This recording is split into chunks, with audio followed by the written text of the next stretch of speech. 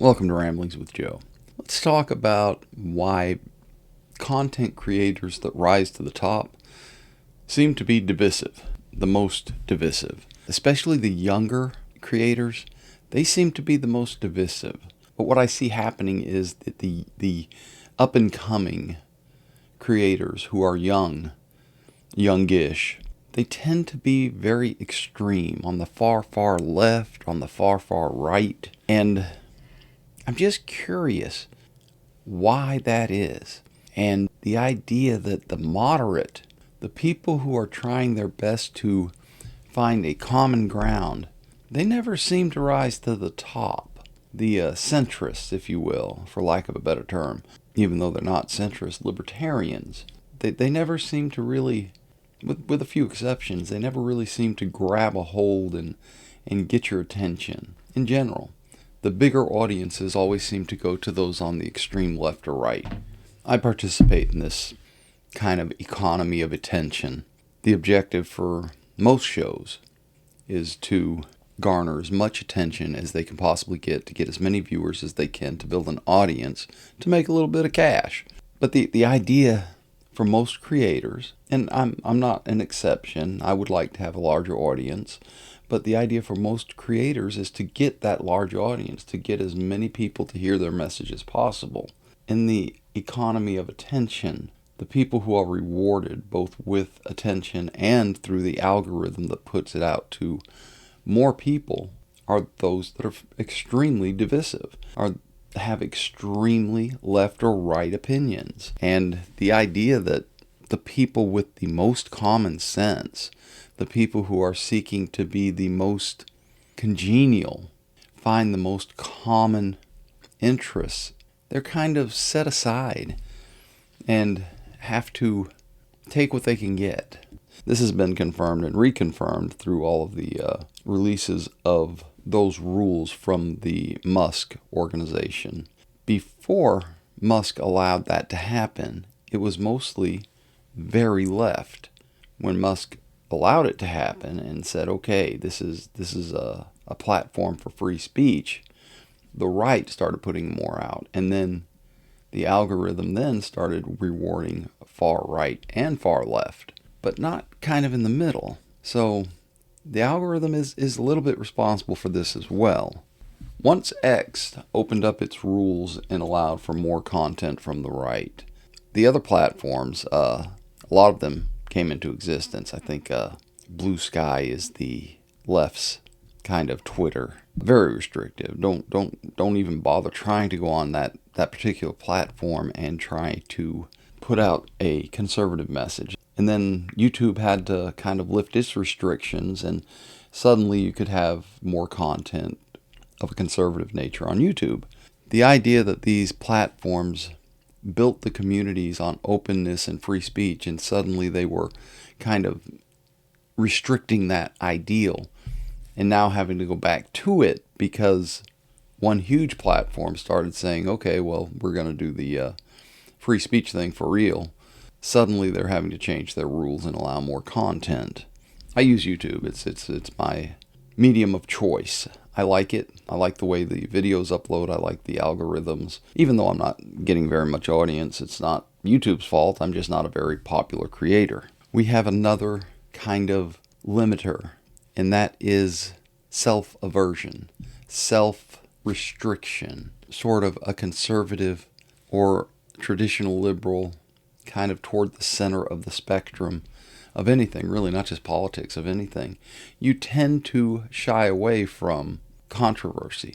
You don't want to get in the far left or far right spectrum and engage with that kind of rhetoric, with that kind of arguments. So you tend to, in general, not participate in the creative atmosphere of content. And I think that's wrong. I think that even though you're not going to garner a lot of views, I think having your message put out there is very important. I think that if you are one of those people who are moderate and think that we can all find common ground on certain things, for instance, flock cameras, there's overwhelming amount of people from both sides and the center that don't want vlog cameras to be in existence around our country. We can find middle ground. We can find things that we all agree on. I don't think that we'll ever settle abortion or gun control or social welfare. But one of the things that prevents the moderate from being heard is when they realize they're not getting those views, they fade away. And I think it's important that they do. I think it's important that we start building from common sense and moderate views the ability to get our message out. I consider myself kind of a moderate. Really, I'm a libertarian. Another way that we kind of limit ourselves in the moderate forum is our families. So very conservative families tend not to want to engage with hateful speech or hateful atmosphere from the left or the right. So they tend to stay away from those areas, and they end up kind of avoiding things like YouTube and X and, I don't know, Rumble, Blue Sky for sure. And that leads to, becoming part of the silent majority that isn't heard or doesn't vote. The idea that we have, less than half of the people in America voting on the regular is a little bit ridiculous. If we're not up above 3/4 of the people voting in America, I don't feel like we're doing our jobs as Americans. So there's also something called institutional polarization. Most higher education institutions are left-leaning. They are liberal in their focuses. These are the people who are encouraging those students that they're influencing to be left-leaning to come out and do more podcasts and content creation. They're the ones that have the tools to teach them. And until the conservative people in America, the conservatives in general, catch up with that, which I'm not sure if they are catching up. I know there are some private colleges that are right-leaning and starting to do that. I don't think we're going to have a lot of heavy right-leaning content. So they're going to encourage the hard-leaning left. And a reaction of the hard-leaning right students may be to start content to spite those on the left, which is just going to continue to create more animosity between the two. Personality traits that thrive in this angry atmosphere of the left and the right, and they're really good at getting people to be angry. They thrive in this atmosphere because they feed into that algorithm. I'm guilty just like everybody else. I enjoy being entertained while I'm learning. One of my favorite podcasts or programs, whatever you want to call it, to listen to and watch is Piers Morgan. And more times than not, during his debates, there's quite a bit of anger and vitriol. And that's entertaining for us on the outside. But when I actually take a couple steps back and look at it, I really enjoy those where I learn something about my opposing point of view. Yesterday they had a younger individual on there. I think he was 20. I learned something, and that is that there are a whole genre of programming out there that has nothing to do with politics or news or, in general interest, just about partying, just about kind of a hedonistic lifestyle. I think he had gone to Israel, and then he's talking about going to Russia, and Pierce asked him if he was going to visit, if Vladimir Putin invited him to visit. The guy said, yeah, I'll go visit him tomorrow if he invites me. And he is as much admitted that he wants as many views as he can possibly get.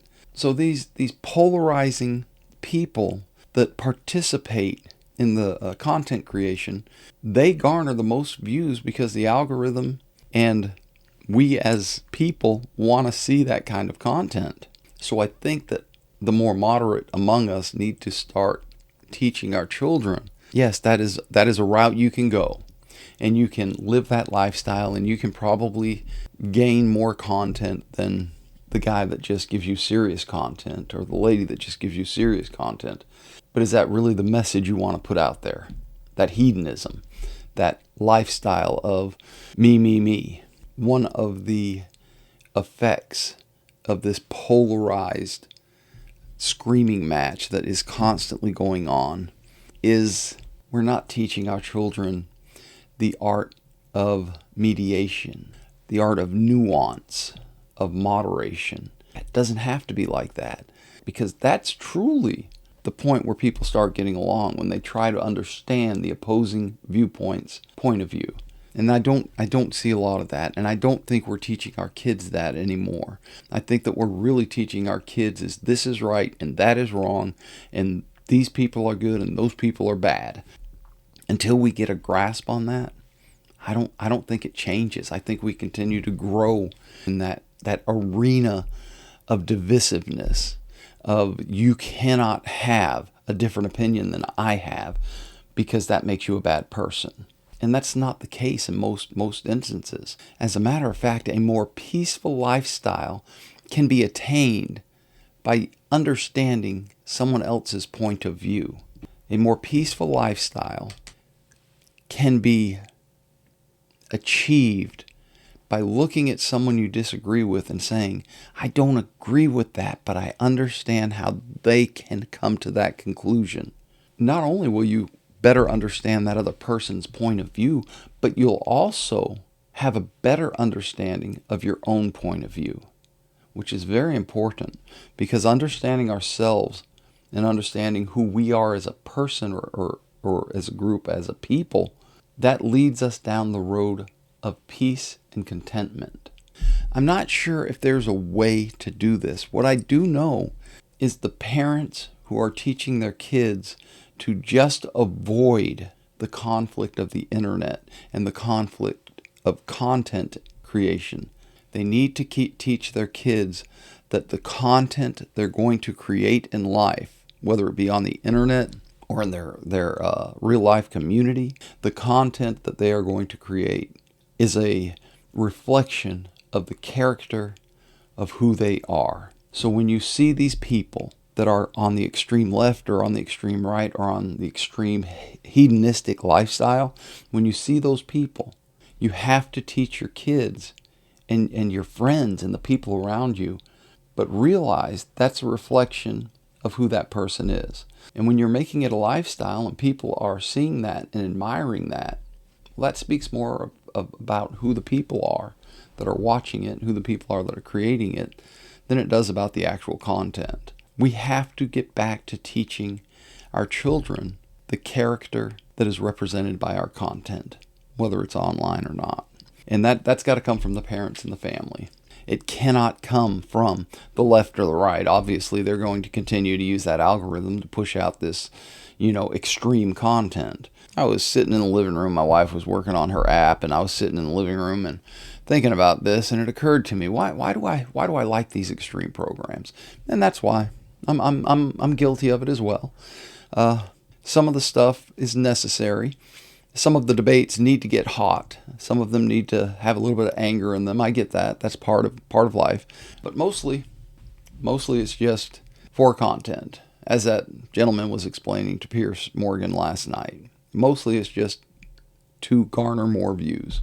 With that being said, I hope that you like, share, and subscribe to my program. I couldn't help myself. I thought that was hilarious. I hope that you all have a wonderful day. I hope you go out there and I hope you find peace, love, and dream. Until next time, see you around.